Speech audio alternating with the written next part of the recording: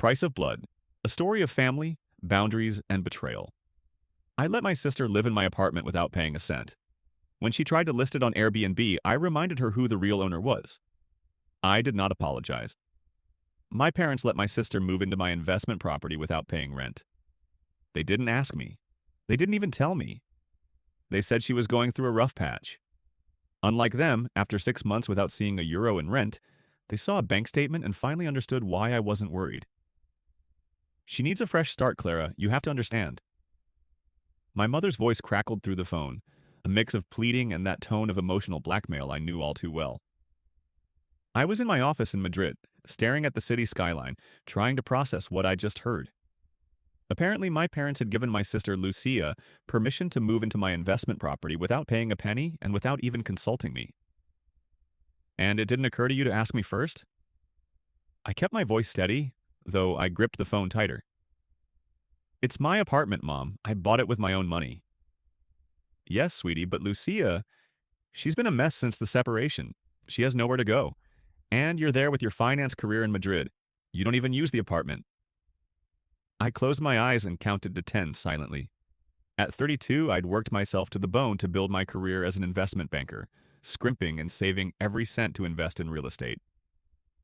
The duplex in Valencia, where my sister had apparently let herself in, was my first major investment. One I'd renovated carefully and was about to rent out at market rate. Besides, my mother insisted, we're family. Family helps each other. The irony of those words wasn't lost on me. Where was that family spirit when I was killing myself through university, working 3 jobs, while Lucia blew through her inheritance on parties and trips? How long has she been living there? I asked, dreading the answer. Oh, just a few days. She moved in last weekend. Your father gave her the spare key we had for emergencies. Of course. The emergency key I'd entrusted to them, now used to install my unemployed sister in my apartment indefinitely. And when exactly were you planning on telling me? We're telling you now, darling, and Lucia is so happy there. She's already talking about painting a few walls to liven the place up. My heart sank. She's doing what? Nothing serious, just some accent walls. You know she has a good eye for decor. Remember when she wanted to be an interior designer? Of course I remembered. Just like I remembered her photography phase, her yoga instructor phase, and her adventure with the organic juice bar. All expensive ideas our parents bankrolled. All failures. Mom, she can't just... Please, she interrupted. Can't you just help your sister this one time? She's family. I took a deep breath, already starting to form a mental plan. You're right, Mom. She is family. Oh, honey, I knew you'd understand. You've always been the sensible one. I mumbled something as I opened my laptop and pulled up my bank records. I have to go. Client meeting. After hanging up, I leaned back in my chair, a faint smile touching my lips. What my family didn't know was that I'd been preparing for this for months. Since Lucia's divorce, I'd watched her pattern, fall and be rescued by the family. I'd also noticed my parents' eyes turning more and more toward me, my success, my stability, my assets. I opened the bottom drawer of my desk and pulled out a thick folder labeled Valencia Property, Legal Docs. It contained the paperwork I'd prepared with my lawyer 6 months ago, just in case. Notifications, city regulations, and most importantly, the documents that officially placed the property under the ownership of my limited liability company, SL. The duplex was no longer in my personal name. It was now an asset of my company with strict legal protocols on who could live there and for how long. Any unauthorized resident could be considered a trespasser under corporate property regulations. I'd structured it this way precisely to protect myself from family emergencies. My phone vibrated with a text from Lucia. Thanks for letting me stay at your apartment.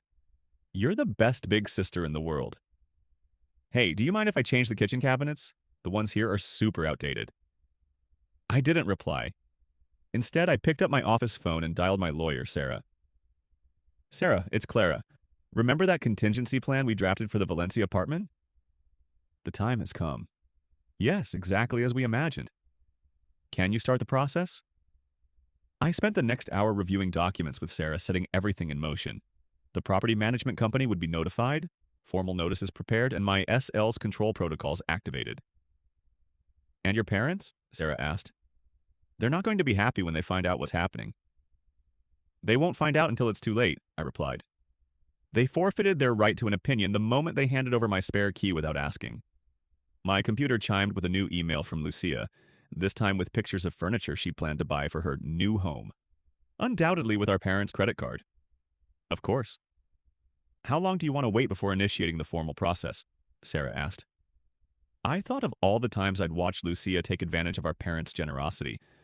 All the times they expected me to understand, to give in, to be quiet, because family helps family. Let's wait 6 months, I decided. Plenty of time for them to think they've gotten away with it. Plenty of time for Lucia to get truly comfortable. Plenty of time for everyone to forget who that apartment really belongs to. And then we're going to remind them why you don't take what isn't yours, not even if you're family. I spent the following weeks watching from a distance, seeing Lucia document her new life on social media. There she was, posting pictures of the vintage lamp she'd installed in the dining room without permission. Instagram stories about her new beginning, saying how sometimes the universe just gives you what you need. Every image, every post, every change made to my apartment was carefully saved and archived. My parents called often, always skirting the issue of the apartment, praising Lucia's initiative in fixing the place up. They never mentioned rent or utility bills or the fact they'd essentially gifted my property away without my permission. Lucia is doing so much better now, my mother gushed during one call. She's really finding herself again, and it's all thanks to you, sweetie. I responded with a vague, uh-huh, while adding another set of photos of unauthorized renovations to my evidence folder. The folder was getting fat. Although, my mother added, her tone hesitant, she was wondering if you could put the utilities in her name? To help her build some credit history after the divorce. Oh, and maybe, well, she's thinking of adopting a dog. The building allows pets, right? I muted the phone for a second to laugh quietly. Actually, Mom, I've got to run. Big meeting. Talk later, okay?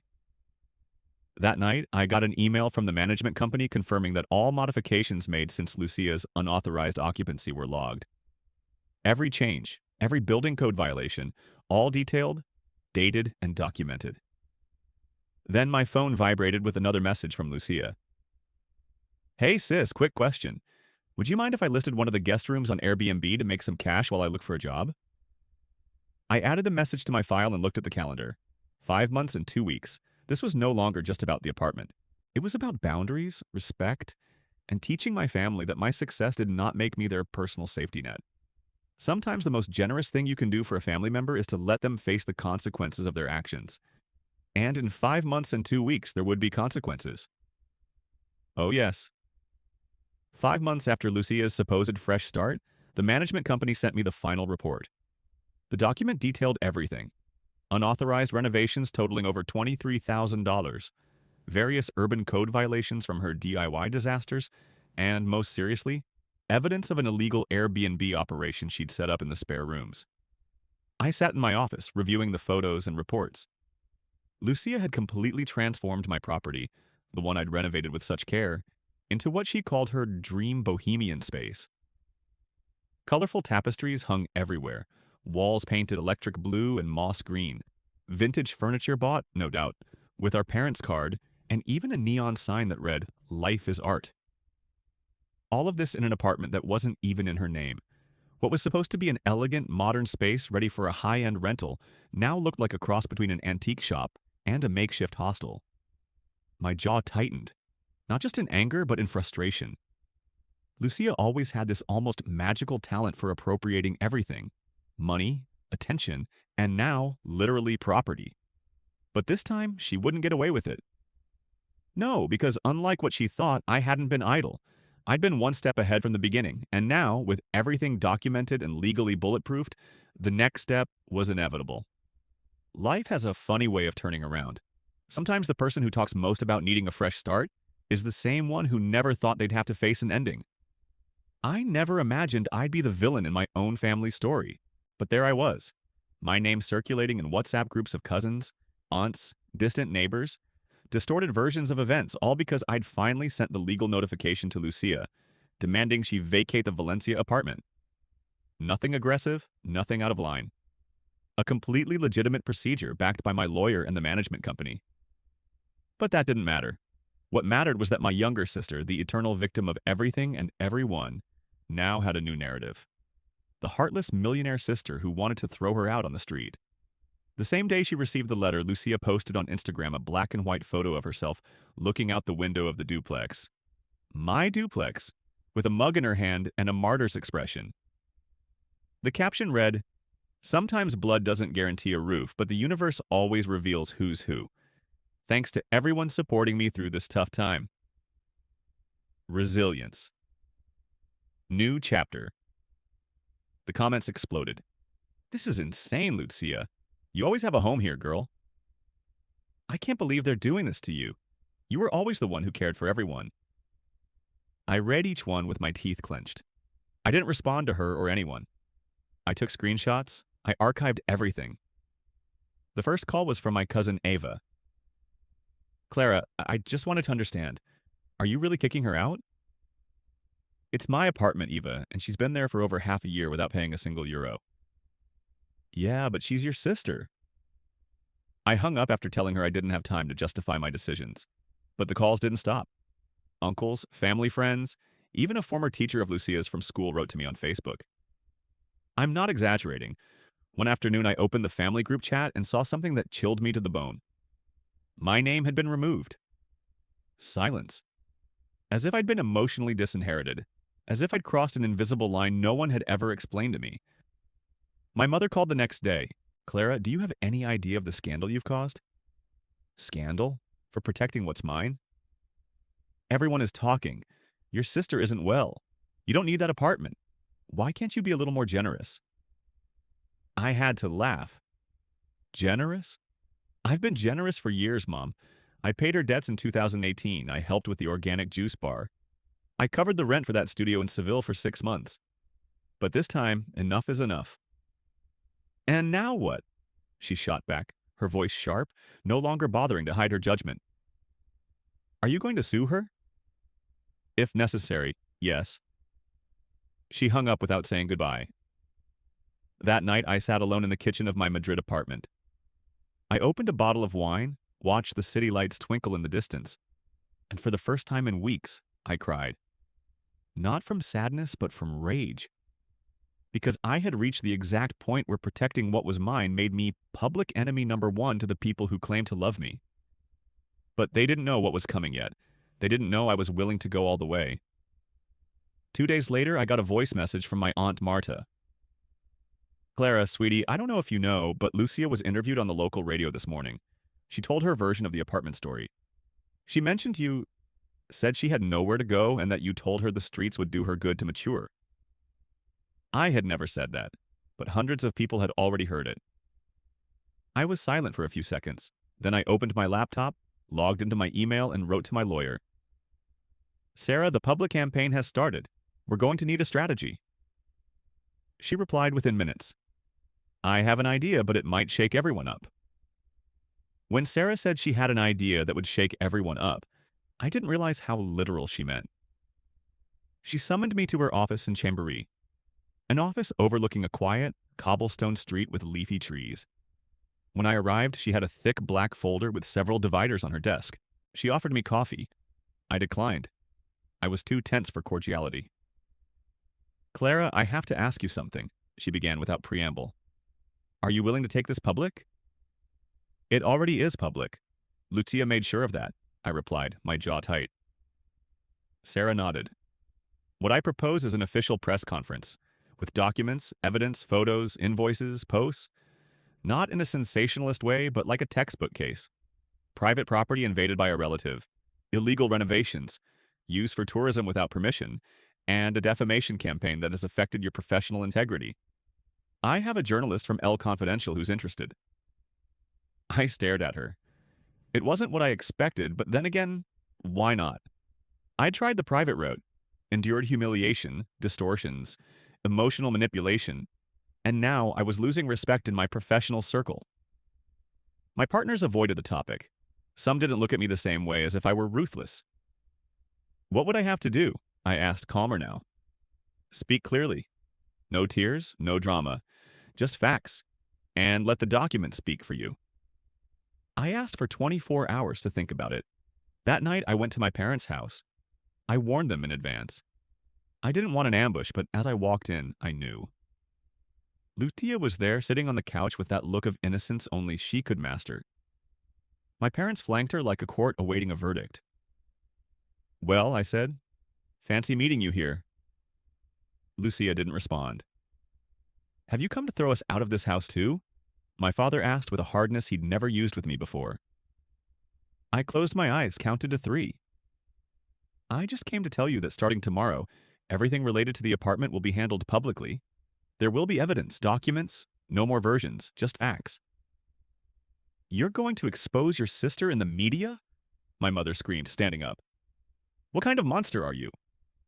And what kind of mother lets one daughter invade another's property without permission?" Silence. Lucia stood up. "You don't understand anything, Clara. This isn't about an apartment. It's about you always having to prove you're better than everyone else." "No, Lucia. It's about you believing there are no consequences. And it's over. Real life has consequences." I left without saying goodbye. The next day, the press conference took place in a small hall at the Madrid Bar Association. Sarah spoke first, then I. We projected the posts, evidence of illegal renovations, the management contract, the documentation proving the property was no longer in my personal name. When I finished, the journalist from El Confidencial raised his hand. "And what do you hope to achieve with this, Clara?" I thought for a second. "Respect and boundaries. Nothing more, nothing less." That same night, the article was published with the headline, "The Price of Blood, the banker who had to sue her family to protect what was hers." The story went viral. A national debate opened. Radio shows, TV programs, even influencers weighed in. Was Clara right? Had she crossed a line? Was Lucia a victim or an opportunist? The comments were divided, but for the first time, I had a voice. 3 days later, I received an anonymous letter in the mail with no return address. Inside was an envelope with a photo. It was the living room of my duplex in Valencia, completely empty. The walls stripped bare, light fixtures ripped out, curtains torn down. Everything Lucia had put in, she had taken. But what caught my attention wasn't that. It was the handwritten note on the back of the photo. "Since you like exposing things so much, let's all play." When I saw that handwritten note, a chill ran from the nape of my neck to my ankles. It wasn't just a threat, it was a challenge. And it wasn't just talk, it was personal. Lucia was telling me this was no longer about the apartment. It was an open war between sisters, between past, between everything we hadn't said in 20 years. I reread the phrase, "Since you like exposing things so much, let's all play." The handwriting was hers. I recognized it instantly. That childish script with round A's like bubbles and overly closed S's. Years ago, I'd seen that same handwriting on letters she wrote from trips funded by our grandmother's inheritance. Letters our parents proudly hung on the fridge while I pulled all-nighters finishing Excel reports. I saved the photo. I called Sarah. "It's not a direct threat, but I want it on record. Clara, we need to talk about next steps. Legally, you're protected. Emotionally, this can go much further." "What do you mean?" "Whatever Lucia is planning, it won't come head-on. She'll attack from the sides." She wasn't wrong. A week later, my boss called me into his office. He was a cold, methodical man who rarely raised his voice, but that day his tone was different. "Clara, some rather delicate emails about you have surfaced. Unofficial, but concerning." "What kind?" He opened his laptop and turned the screen. There was a folder with screenshots of old messages, some real, others clearly manipulated. Private conversations taken out of context, hinting at a supposed classist and humiliating attitude from me toward my sister. There was even a fake screenshot of a supposed bank transfer to a shell company. "This is serious, Clara. We won't make any hasty decisions, but you need to clear your name." I left the office trembling. I took a deep breath. I wouldn't break. No. I called Sarah again. "It's time to change strategy. If Lucia wants war, she'll get it, but with clear rules." "What do you have in mind?" "Expose what happened before the apartment. What I always kept quiet. The inheritance, the debts, the times I helped her, the times she lied." Sarah took a deep breath. "Are you sure?" "More than ever." That night, I wrote a long text. A personal account, not legal, not corporate. Raw, real. I titled it When Family Becomes a Debt. I published it on my personal LinkedIn. No blame, no victimhood, just my version. The text went viral in less than 24 hours. Thousands of reactions, thousands of comments. Some against, of course, but many, many others thanking me for putting into words what they had also lived. The invisible burden of being the emotional, financial, and moral support of an entire family. Among the messages, one froze my blood. It was from a new account with no profile picture. It just said, "Are you going to tell what happened in 2015 too? Because I remember, and you should too." I went blank. That cursed year we all in my family pretended was buried. That secret even I had chosen to forget. The word hit me like a punch to the gut. My mind went straight to that year against my will. It was before I bought the Valencia apartment, before I was established as a senior analyst at the bank. It was the year Lucia disappeared for 3 weeks without telling anyone. When she came back, she was thinner, pale, with red eyes and a forced smile. "A silent retreat in Serona," she said. No one believed her, but no one said anything. I knew the truth, or at least part of it. I remembered the call in the middle of the night. I was in Madrid, working late on a presentation for a foreign client. My phone screen lit up with my mother's name. Her voice choked on the other end. "Clara, I need you to not ask questions. Just make a transfer." "How much?" 3,500, first thing tomorrow." "For what?" "I can't say, please. It's important. It's for Lucia." The transfer was made. 3 days later, 2 more. More money. More silence. Me, exhausted, juggling to pay my rent, transport, food, and my sister's hidden whims. Later, they would tell me it was to get her out of a delicate situation, that Lucia had gotten into trouble with a bad influence boyfriend. I received no further details. I didn't ask. I decided in a moment of pure self-preservation to pretend it never happened. Until today. The anonymous message forced me to face something I'd buried in the darkest corner of my memory. That silent emotional debt that became the rotten foundation of everything that followed. That same night, I called my mother. "What really happened in 2015? Silence. "Mom, answer me. What did we cover up? Who did we protect?" "Clara, that has nothing to do with now." "It has everything to do with it," I yelled. "Because it wasn't the first time you asked me to be quiet, to bear the cost, to fix everything as if it were my duty." My mother sighed. Lucia got involved with a dangerous man. One who threatened to publish photos, videos. It was blackmail. We had to pay him to go away.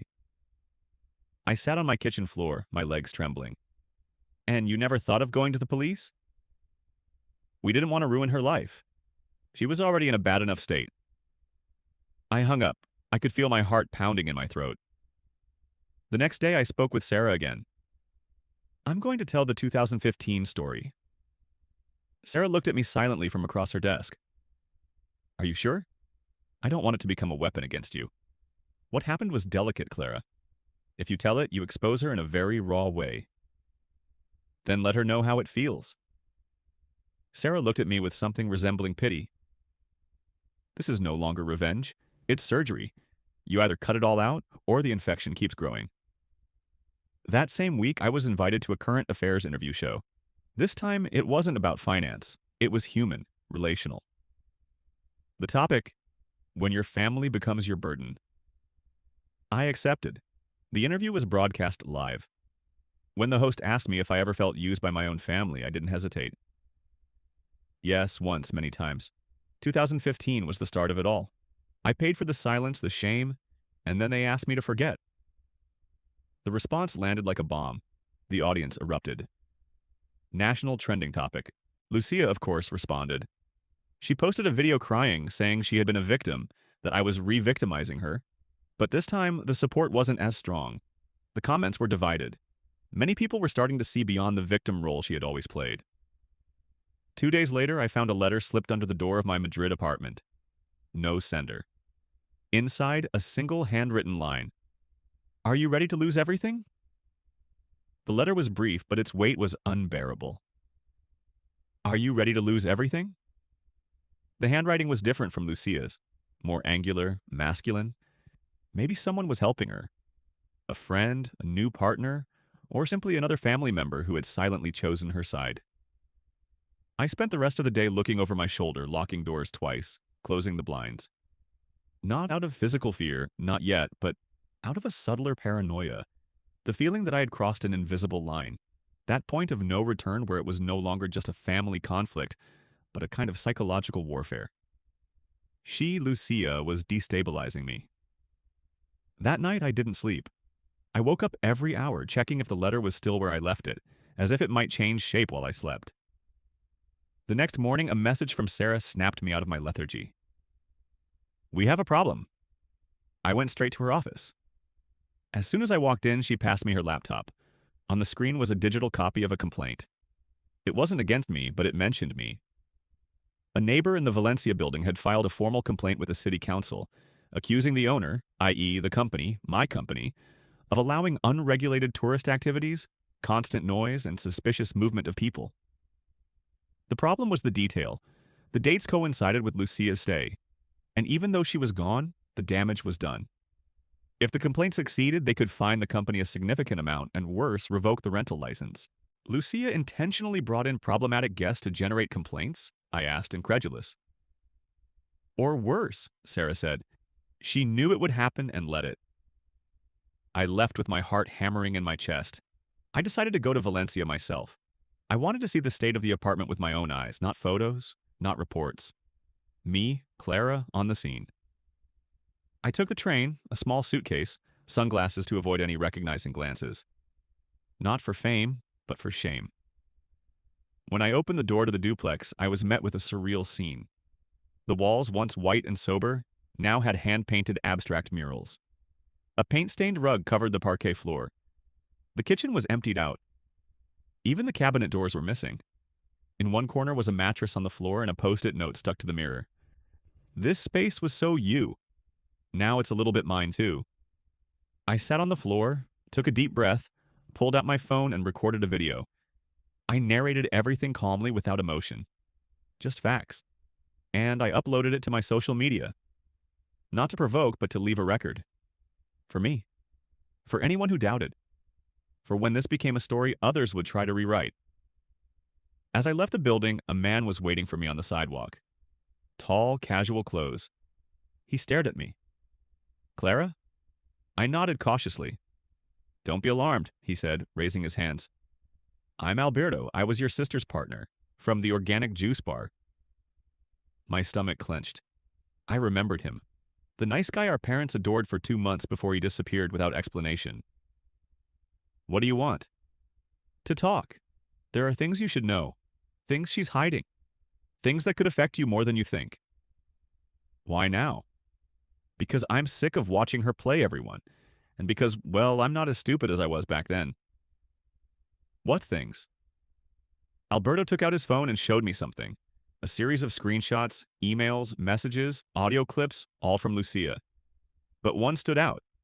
A recent message from just a week ago. Lucia had written, "Clara thinks she's winning, but she hasn't discovered the thing about Dad yet." My blood ran cold. "What about my father?" Alberto lowered his phone. His expression was grave. "He signed some papers months ago under pressure. I don't know if he really knew what he was signing, but Lucia has them. And if they are what I think they are, she might have legal power over some of your assets." I went blank. My own father signing something for my sister? I swallowed hard. What did he sign? A power of attorney. One that could change everything. I don't remember how I got back to Madrid. I just found myself sitting in the darkness of my apartment, phone in one hand, an untouched glass of wine in the other. Alberto's words buzzed in my head like an unbearable hum. A power of attorney. Signed by my father. For what? When? How did I not know? I didn't sleep that night. At 7 a.m., I was standing in front of my parents' house in Alcira. I knocked hard 3 times. Nothing. I waited. On the 4th knock, my mother opened the door. "Clara, what are you doing here?" "I need to talk to Dad." "He's resting. He had a bad night." "I don't care. It's urgent." I walked in without waiting for an invitation.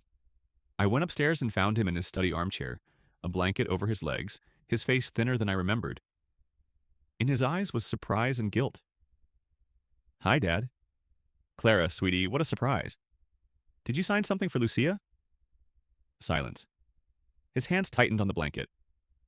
What did you sign? My mother appeared behind me.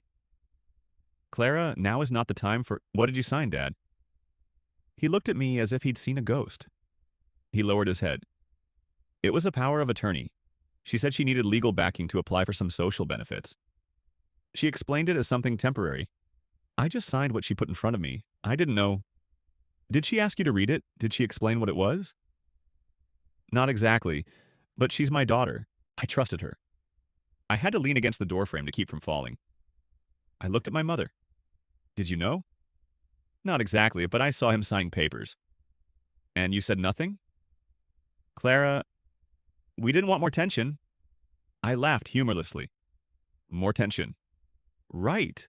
Can't have Lucia's peace disturbed while she dismantles my life. I returned to Madrid with one clear goal: confirm what had been signed. Sarah, as always, was efficient. The power of attorney your father signed allows her to act as the family's legal representative in patrimonial matters. And, most seriously, it expressly mentions the limited liability company that manages the duplex. If any bank interprets this as a delegation of authority, Lucia could have made moves without you knowing. Can it be revoked? Yes, but we need to act fast, and I'll need to speak directly with your father. New signatures, statements, and something more: a damage audit. What for? To prove there was economic damage to your company. We need solid evidence so this isn't seen as a personal vendetta, but as a corporate protection action. I spent the next week reviewing every corner of the company's accounts looking for suspicious movements, cross-referencing data. And then I found it: a loan application in the company's name for $15,000. Approved, withdrawn in cash, justified as interior refurbishment, dated 3 months ago, signed by the delegated representative, Lucia. I stared at the screen in silence. This was no longer just unlawful occupation, it was fraud. That night, I called my father. I told him everything. He cried. He apologized. He said he felt used, that he never imagined his signature would become a weapon against me. Dad, I need you to come to Madrid, to sign with me, to help me fix this. I'll come. We hung up. 3 hours later, I received a call from the regional hospital in Alcira. Are you Clara Ortega? Yes. Your father has been admitted. Acute myocardial infarction. He's stable, but it was serious. Lucia was with him. She was the one who had brought him in. I was paralyzed. Had this gone too far? Or maybe just in time. The hospital hallway smelled of disinfectant and contained silence. I walked mechanically to room 214, where my father had just come out of the ICU. In the waiting room, I found her sitting with her legs crossed, sunglasses on inside the building, a closed magazine on her lap. Lucia, what are you doing here? I asked, no filter. She slowly took off her sunglasses. Her eyes were red, but she didn't seem to have been crying. It was a dry, empty look, as if there was nothing left inside her. I brought him. He was alone when he collapsed. Because you isolated him. You used him. She shrugged. And you didn't. Since when does anything you do not have ulterior motives? The conversation was about to escalate. I knew it. But something in her voice stopped me. She didn't sound defiant this time. She sounded tired. Did you know what he signed? Of course I did. Why, Lucia? Why turn this into a war? Because you had already won everything before I even started. You had the attention, the respect, the money. I only had people's sympathy. And that runs out when you turn 30 and still have no direction. I was silent. There was truth in what she said, but no excuse. And that's why you emptied my company's account? That's why you put me in the tax office's crosshairs? That's why you did all this? Lucia looked down. I just wanted to balance things out a little. I laughed. I couldn't help it. Balance? Do you really think this is about balance? Lucia, I am not at war with you. I am defending myself. She didn't respond. Instead, she stood up, came closer, and looked at me with a coldness that made my stomach shrink. Don't think this ends here. She walked into the room and closed the door behind her. I didn't follow her. I sat outside, looked at the ceiling, and breathed. The next day, my father signed the documents revoking the power of attorney he'd given Lucia. His hands were trembling, but there was determination in his eyes. Sarah processed everything in record time. We revoked the power, initiated proceedings to recover the loan, and filed a formal complaint for misuse of a delegated signature. The consequences weren't long in coming. A week later, Lucia received the court notification, and I received an unexpected call from a hidden number. I answered. Clara Ortega. A male voice said, "Regarding Mrs. Lucia Ortega, we would like to offer an alternative to avoid judicial proceedings, a mediation." "There is no mediation possible," I responded. "Only truth and consequences." "I understand. I must inform you that Mrs. Ortega has decided to file her own lawsuit against you for defamation, undue public exposure, and irreparable emotional damage." I laughed. "Perfect. Let her. I have the files, the evidence, the signed documents, and public backing." I hung up. The following week was a hurricane. Media, lawyers, headlines. The Ortega case became a kind of phenomenon. Families broken by inheritances, private property versus moral obligations, opinions flying everywhere. And then came the bomb. Lucia announced in an exclusive interview with a national network that she planned to publish a book titled The Ice Sister, a mix of memoir, exposé, and her truth. I found out on TV. An image of her sitting in a studio with soft lighting saying, "I don't want to destroy my sister. I just want people to understand what it means to grow up being invisible, and that success doesn't give you the right to walk all over others." I turned off the TV. I sat in silence. The next morning, someone sent an anonymous file to my personal email. An unpublished manuscript. A draft of the book. I opened it. On the first page, an underlined phrase took my breath away, and then I knew what I had to do. It wouldn't be revenge, it would be justice. But I would have to destroy her before she buried me alive. The file was 172 pages long. I read it in one night. Not out of morbid curiosity, but out of necessity. Every paragraph was a minefield. Lucia wasn't just rewriting history, she was inverting it completely. She painted me as a manipulator, a cold woman who always sought to crush her under the weight of my achievements. In her version, I was an emotional calculator, a sister who never wanted to see her grow, who kept her small so I could shine brighter in comparison. There were real details, of course. Anecdotes from our childhood, teenage arguments, phrases I had said, ripped from context and twisted into weapons. But the most dangerous thing wasn't the narrative. It was the precision with which she exposed private elements. Addresses, emails, dates, names of my colleagues at the bank, even indirect mentions of clients. If that draft was published as it was, I could lose much more than my reputation. I could lose my career. The next day, I went straight to Sarah. If she publishes it as fiction with changed names, she'll be almost untouchable legally. But if she publishes it as a memoir, as she intends, with real or identifiable names, we have more than enough grounds to sue. But the damage will already be done. Sarah nodded, looked me in the eye. "Clara, do you want to stop her, or do you want to finish her?" Silence. I didn't answer because I knew in that instant. Defending myself was no longer enough.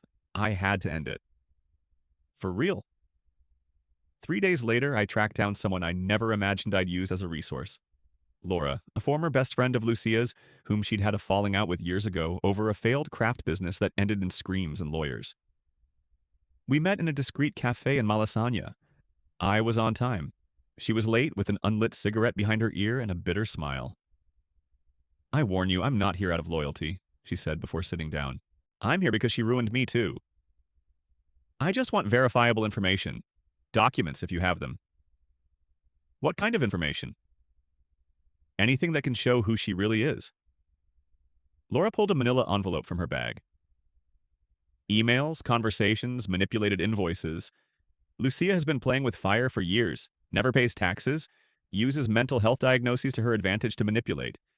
She has a pattern, makes you feel responsible, then drops you when she's squeezed you dry. I took the envelope, opened it. It was pure gold inside, a conversation where Lucia borrowed money from a third party, promising to pay it back. When Clara loosens up about the apartment. A transfer of $2,000 from my parents' joint account to a prepaid card in the name of one Ana Gomez, an alias we discovered she used on tourist rental platforms. And most shockingly, a recording. A voice audio of Lucia talking to Laura months ago. I don't care if I lose her as a sister. If I have to drag her down with me to make people understand who she really is, I will. She always underestimated me, but this time, Clara won't come out looking like the saint. My hands were shaking. That same night, I called a second press conference. Sarah handled everything. This time, there was no holding back. It was the final act. We presented the complete file, the recording, the financial documents, and a final line in the statement that burned my throat but gave me back my soul. Sometimes, to protect yourself, you have to cut blood ties, because love without respect is just an elegant form of prison. The impact was immediate. Publishers backed out. The interview Lucia had scheduled with RTVE was canceled. Some media outlets that had supported her began to question her version. But it didn't all end there. A week later, while checking my mail, I found an official document. Notification of a new lawsuit. Lucia was suing me for disclosure of private information and irreparable moral damage. Sarah read it in silence. Then she looked at me. She's dragging us to the end. This is no longer about the apartment or the money. It's about her not being able to stand losing. And what do? Sarah took a deep breath. We're going to make her destroy herself. That same night, I received a call from a journalist who had followed the case from the beginning. Clara, I have something. I want to show you before I publish it. It's about Lucia's past. It's not just yours that's at stake. What did you find? A sealed court document from years ago. Lucia was involved in a complaint for forgery, and she wasn't alone. Who else? Silence. And then the final blow. Your mother appears as an accomplice. It took me a few seconds to understand what I had just heard. The journalist, his voice neutral but firm, waited for my reaction on the other end of the line. My mother? I repeated, as if the word had lost its meaning. Yes, it wasn't a conviction. The case was closed with a private settlement, but it's on the judicial record. Lucia and your mother signed a series of false contracts together to rent a commercial space in a third party's name. It was in 2012. The case was archived because the victim withdrew the complaint, probably with a financial settlement. I hung up without another word. I was left alone, sitting on my kitchen floor staring at the ground as if the answer were there. But it wasn't. My mother. My mother had lied, hidden, protected. It wasn't just that she had left me alone in all this. It was that she had participated before, in silence, in the dark. And for the first time, I understood what I had never wanted to admit. Lucia wasn't an accident. Lucia was the perfect reflection of what my parents had allowed, upheld, protected. My mother wasn't a passive accomplice. She was the architect of that worldview where everything could be justified if done for love. That night, I didn't call. I didn't say anything. I didn't message them. I went directly to the judicial archive and confirmed the data. The document was real, stamped, legal. My mother as co-signatory, Lucia as the direct beneficiary. I went home and looked at myself in the mirror for a long time. I was 33 years old. I had a respected career, properties, investments, international clients, but I also had an entire family that saw me as an emotional and economic bank, a support system, someone to use without guilt. That night, I made a decision. I would publish everything. Not for revenge, but for liberation. I requested an exclusive interview. This time, it wouldn't be a press conference. It would be personal, intimate, national television. They offered me a 1-hour slot. The journalist interviewing me had an impeccable reputation. I accepted. The day arrived. I walked into the studio with my heart pounding hard but steady. Dim light, serious atmosphere, no spectacle. Just truth. During the interview, I told everything. From the apartment in Valencia to my father's signature, from the audio clips and emails to the judicial document from the past. And there, in front of millions of viewers, I uttered a sentence I knew would mark a before and an after.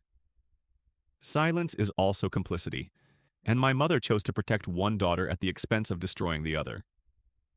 The interview ended in absolute silence. Even the production crew seemed affected. There was no applause. Just a dense air in the studio, as if everyone had witnessed something they never thought they'd hear. As I left, I had over 200 messages on my phone, some supportive, others horrified, but one froze my blood. A WhatsApp audio from my mother. I played it with my heart clenched. Clara, what have you done? Do you have any idea of the damage you've caused? Your father is devastated. Lucia won't stop crying. Are you happy now? You've broken this family. You've destroyed everything out of pride. I listened without interrupting. Her voice trembled, but not with remorse, with rage, with lost control. I took a deep breath. I didn't respond. I saved the audio. There was nothing more to say. Days later, the journalist who had initially called me published his full article. It included evidence, documents, audio clips. Also an unexpected part. Testimonies from other people who had worked with Lucia, former partners, ex-boyfriends, neighbors, all speaking about her pattern of manipulation, the consequences she left in her wake, how she always ended up falling back into mom and dad's protective arms. Until someone finally told her, no. The article was devastating, not just for her, but for the perfect image of our family.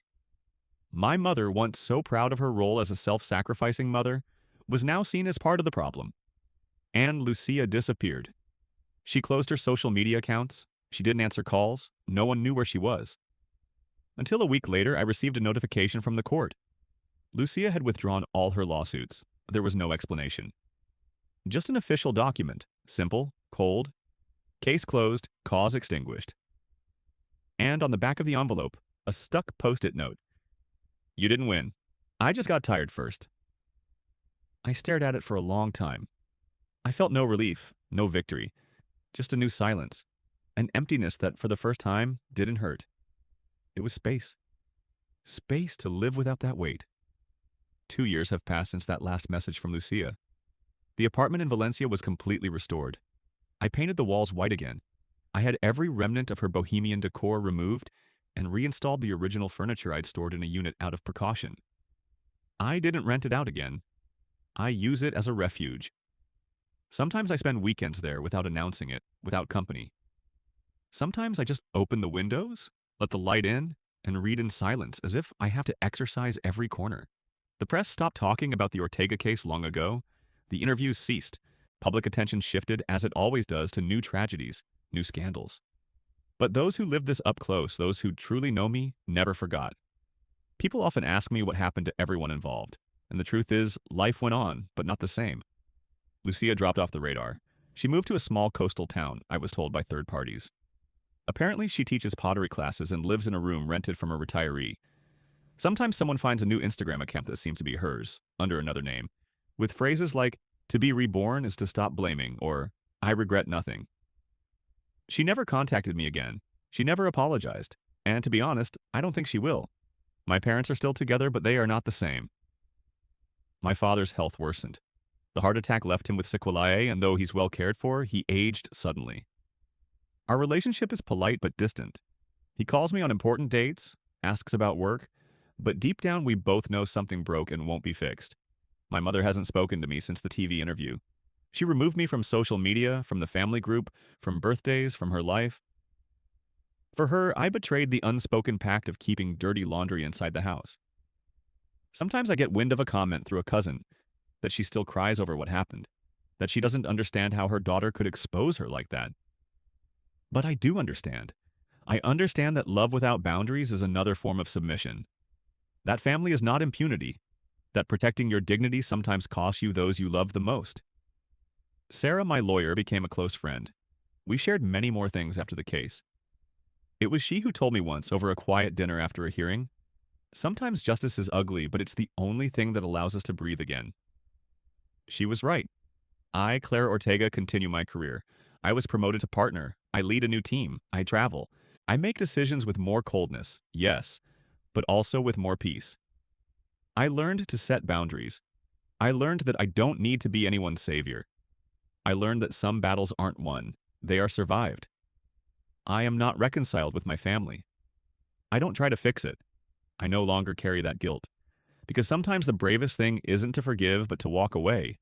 And one day, in the future, if someone asks me what happened to my sister, I will say, "She taught me to say enough." And then I will continue on my path without looking back.